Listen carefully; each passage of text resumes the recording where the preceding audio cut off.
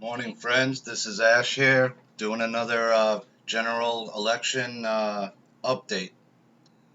I wanted to start off today with this Axios article from Newsmax. Axios: Trump plans to present evidence dead people voted in the election.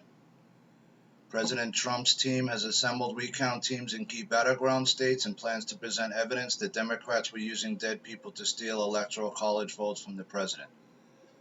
The president also plans to hold rallies to boost support as his lawyers fight potential recounts. Trump has refused to concede to Joe Biden despite several networks calling it for the Democrat challenger. Newsmax is yet to call the race, citing close races in Pennsylvania, Georgia, and Arizona.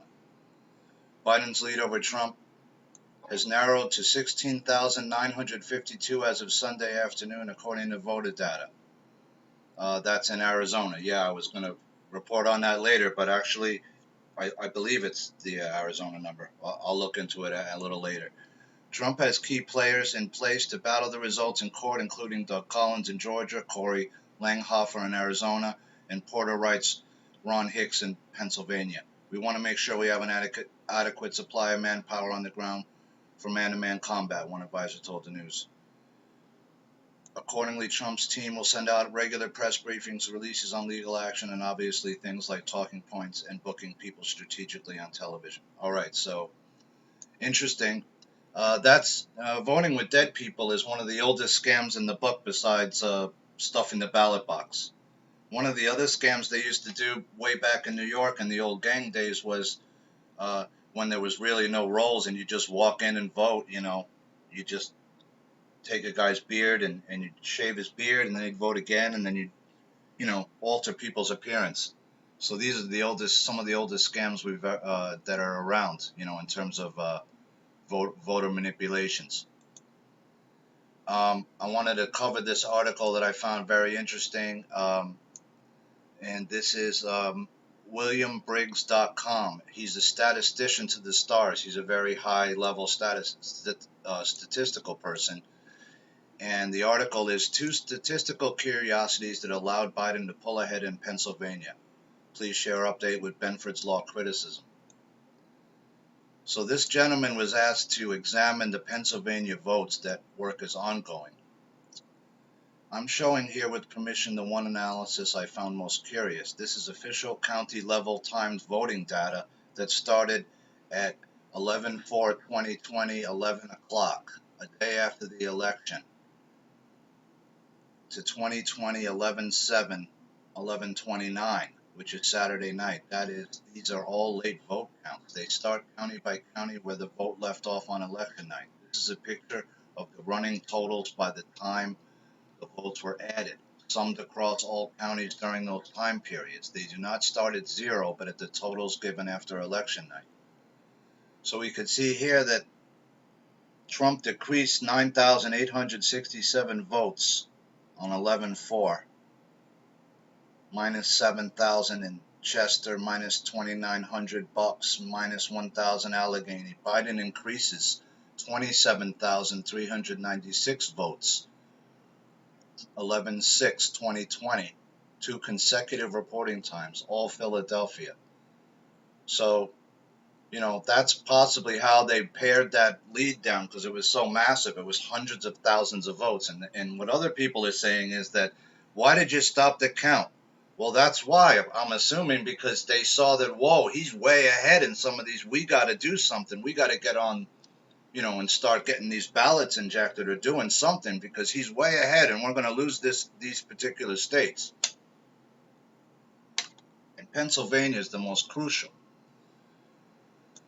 The early gains for Biden are from mainly Philadelphia, Allegheny, Montgomery, Chester, and Berks counties. A simple plot shows the size of vote additions for both candidates when new vote totals greater than zero were added by county.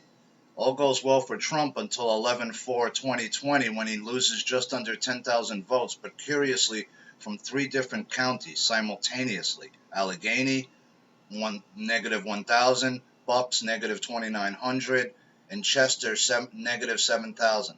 Biden never lost any votes, at least in this late voting. Understand that this does not mean the decreases happened at this time, but that they were recorded in the official data as happening at that time. And the same is true for our next observation. Biden's next curiosity was the big increase of 27,396 votes on 11/6/2020 over one consecutive reporting period. This bump is just like the blue red F memes you have seen. This only seems more spread out because of the finer time scale used.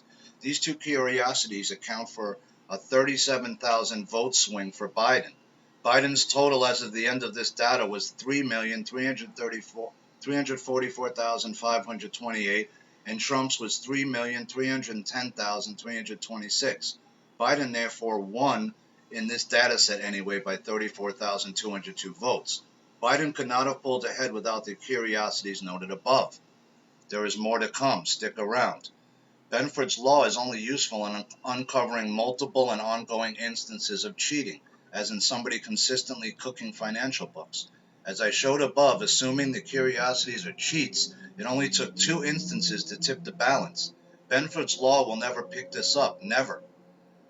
I'm skeptical of what I'm seeing in other analysis, because if somebody turns something up with Benford, it implies that many, many vote totals were tampered with, which increases the possibilities of getting caught, and you don't need to tamper with many, only a few.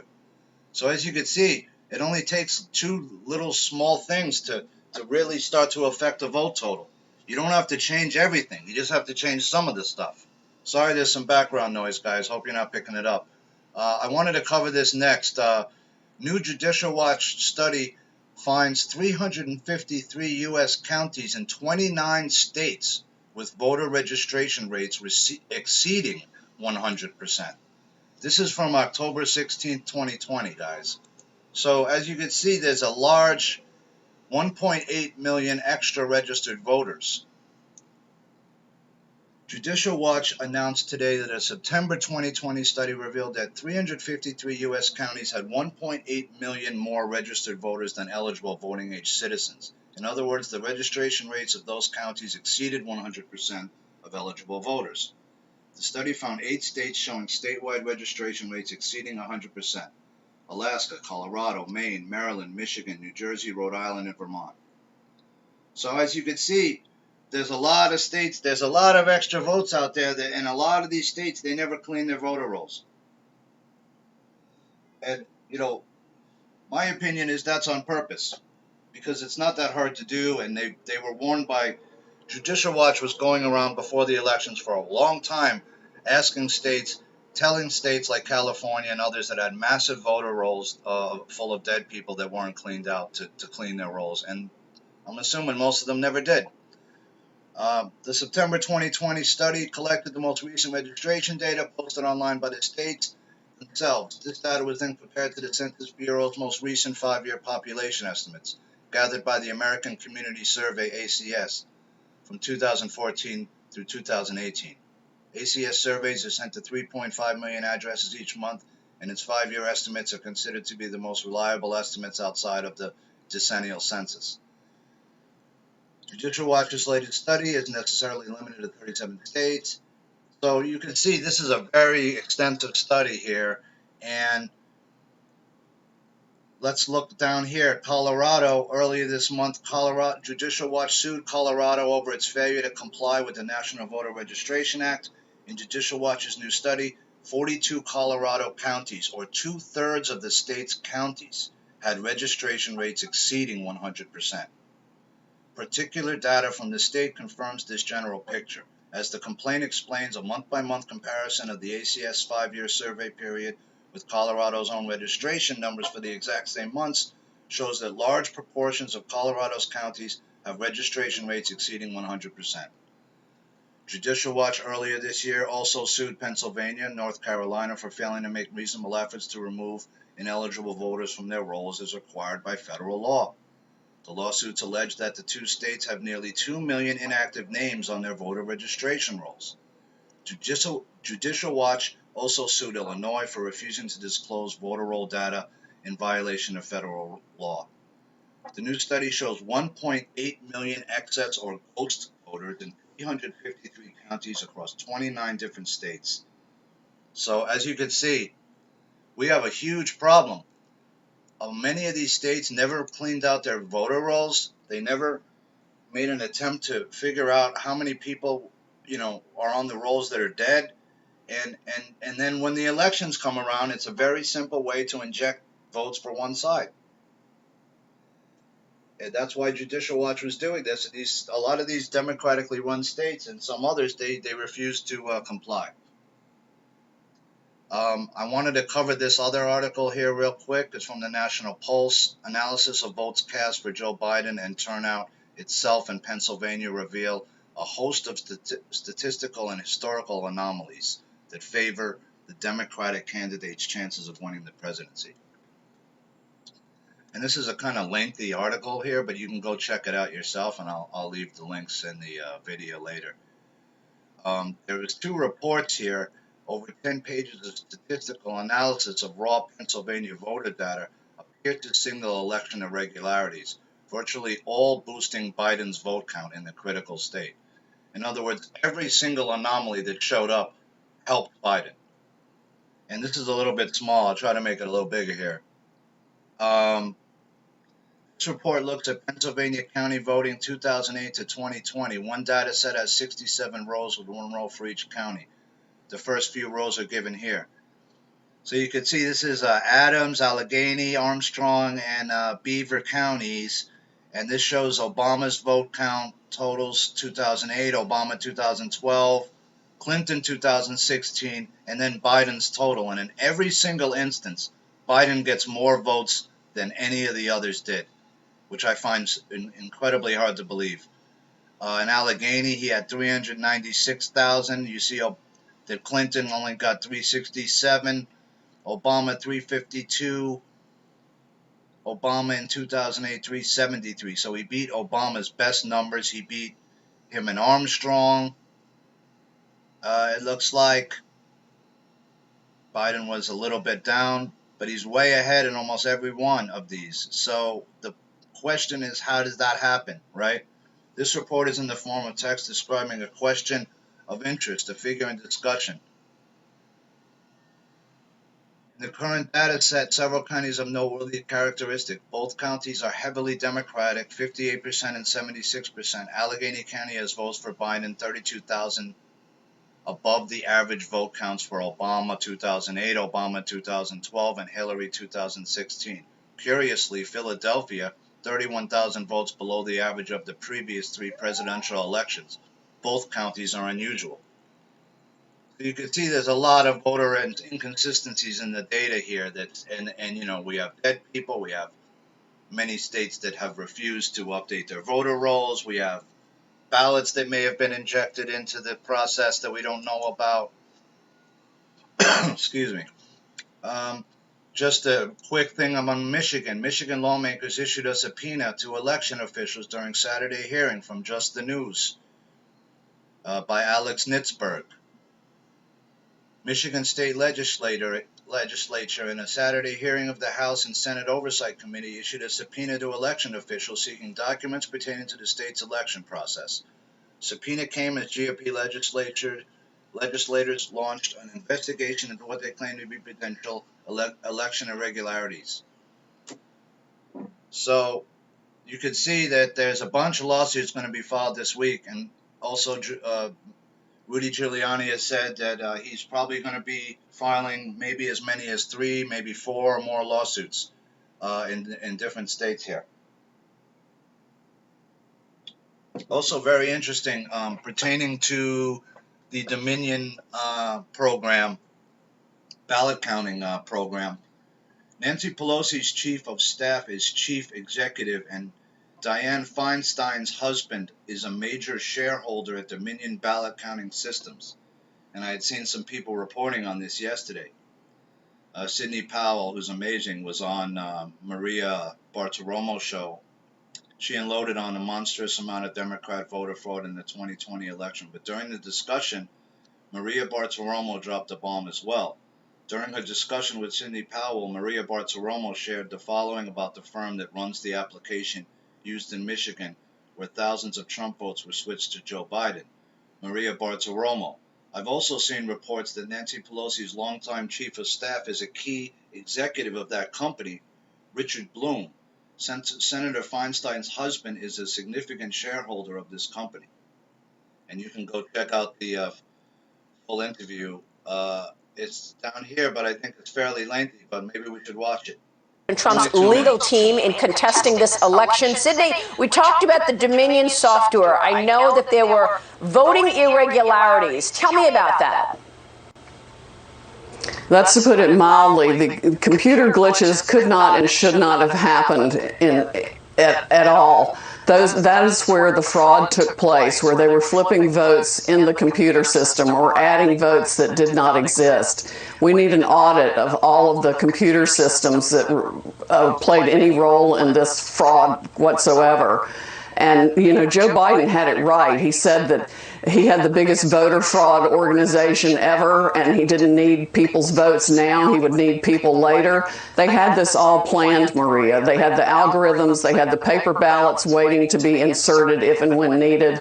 And notably, President Trump's vote in the blue states went up enormously. That's when they had to stop the vote count and go in and replace votes for Biden and take away Trump votes. I've never seen voting machines stop in the middle of an election, stop down and assess the situation. I also see reports that Nancy Pelosi's longtime chief of staff is a key executive at that company. Richard Blum, Senator Feinstein's husband, significant shareholder of the company. What can you tell us about the interest on the other side of this Dominion software? Well, obviously, they have invested in it for their own reasons and are using it to commit this fraud to steal votes. I think they've even stolen them from other Democrats in their own party who should be outraged about this also. Bernie Sanders might very well have been the Democratic candidate, but they've stolen against whoever they wanted to steal it from. Sydney, these are incredible charges that you are making this morning. We, of course, will be following this, and we thank you for joining me today. Please come back soon. Sydney Powell. That'll do it for Sunday Morning Future. So you can see that was a pretty major allegation that just got dropped there that, hey, we believe that this software was used, and we can connect now that certain Democratic people high up in the Democratic Party are now connected to this company, and some of them own an interest in this particular company, that the software now is appearing that it's allegedly compromised and gave votes from Trump to Biden in multiple states, not just Michigan or one state, it's multiple. I wanted to cover real quick the Benjamin Fulford's report this morning came out with some interesting scuttlebutt, and I don't know if this is the true plan, but Biden and Fortune 500 families fall into a trap. The ongoing U.S. presidential election coup is turning out to be a giant trap for the families that own the Fortune 500 companies. Multiple sources agree. It's only a matter of time before Joe Biden and his fellow criminals will be charged and tried for treason, Pentagon sources say. At the same time, Western secret society sources say Marine Corps intelligence Robert David Steele is being considered for president of the soon-to-be-founded United States of North America. Steele has nominated former Congresswoman and 9/11 truther Cynthia McKinney to be his vice president. Steele says he and McKinney are ready to take on the job. However, first, quote, Trump needs to win in order to finish with reforms, particularly proper electoral reform, unquote. Robert David Steele said in an email. Steele adds that Trump is about to expose the election fraud and be declared the victor. Then a number of people will resign from Congress to avoid being put into jail. Here's what Pentagon sources had to say about the situation. Quote, Trump won in a landslide with 80% of the legal votes and may get 300 electoral votes. As CIA vote-flipping software Dominion and rampant vote fraud by the Democrats is exposed, unquote. Many genuine news outlets also reported that Dominion Voting Systems, which controls more than a third of the voting machine market, uses a high-powered lobbying firm that includes a longtime aide to Speaker Nancy Pelosi. Also, Dominion has ties to the Clinton Foundation, and a major stake is owned by Democrat Senator Diane Feinstein's husband. And there's a Gateway Pundit article down here, developing Nancy Pelosi's chief of staff, Executive Feinstein's husband. You can look into that real quick. That's this article right here that we played, I believe, the video from already, so you can see that that's what that is. And let's go back to Fulford real quick, just to get the last little part of that. Quote, there really is massive voter fraud going on. I was a poll watcher. This is a poll watcher's a personal account that he's quoting from, and I saw it myself. I saw a person sign an affidavit saying he did not send a mail-in ballot, but somebody sent one in his name. So just one person that, talking about their experience.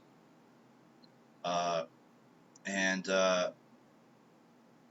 talks about the Steve Pieczenik video, which I think a lot of people saw circling around the last couple of days. Explains how a trap was set for the would-be vote stealers by putting a secret mark on all genuine ballots, watermark. And you could go look up the Pieczenik video. It's all over the place online. Trump may fire CIA Director Gina Haspel and purge the agency and many deep staters elsewhere in the government, Pentagon sources said. So, as you can see, interesting stuff going on. I wanted to check real quick before I end the video, just do a little update on the map, because I did notice a slight change in something. And I believe I wanted to cover Arizona first. Sorry, let me go to the Fox map. A little bit easier to show you what I'm talking about. So it looks like Arizona is going to boil down to Maricopa County. And we have, as you can see, a 17,000 now. Last night, I believe it was 19,000. So it looks like Trump pared about 2,000 votes back.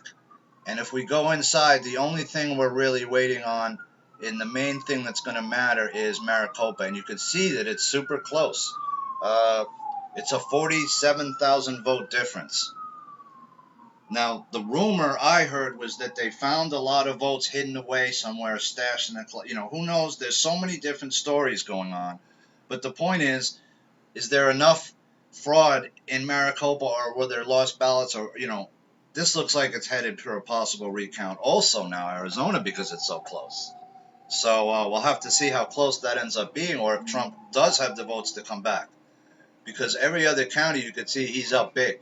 He's up big in Yavapai, he's up in Mojave, he's up in Yuma, and all the other stuff that's still out here is all for Trump. So, and these aren't all closed.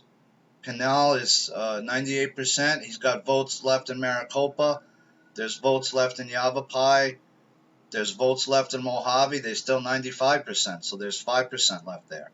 And Yuma's 95% too. And that's also close. So there's still votes here. And I don't know why they're slow rolling it so much, but they are. According to the Fox map, they didn't even give him North Carolina yet. Still, after all this, when the other one did. And Georgia now, we have several problems. We have military ballots yet to be counted. And there is now, let's look at that county I wanted to show you last night when I was talking about it. It's Fulton County, which is right here. And you could see it went huge for Biden. Huge numbers. 379,095 to 136. So that's a little suspect. That number might have been swelled. So I think that's why they might be looking into that county. You can see it's a massive number.